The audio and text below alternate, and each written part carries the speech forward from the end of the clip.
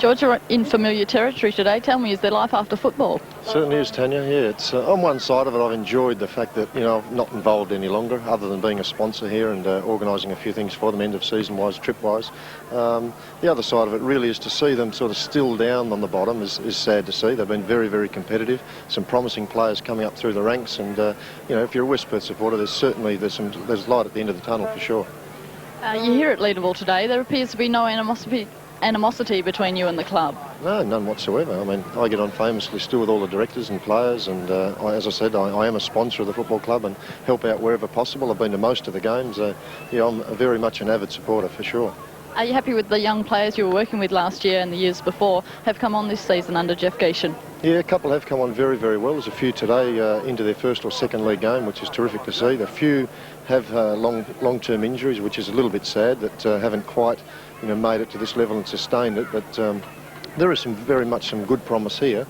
When they make their Joondalup move, which I think they should be applauded for, with the rezoning, they've off the field, recruiting-wise, that's something they've neglected for a long time. They've got their act into gear.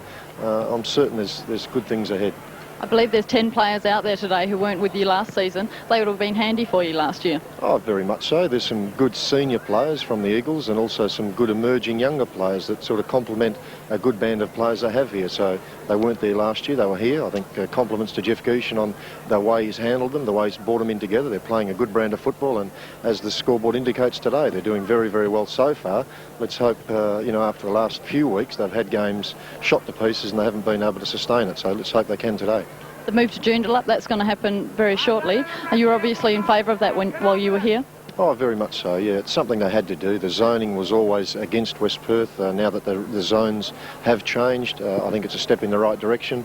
I know the die-hard West Perth supporters will find it hard to live with, but, it is a move for the future, and which is a positive one, and it's something that's needed. And I think all the West Perth people will get together and support it in the best way they possibly can, and the results, as far as the playing side of it, will also match up with that.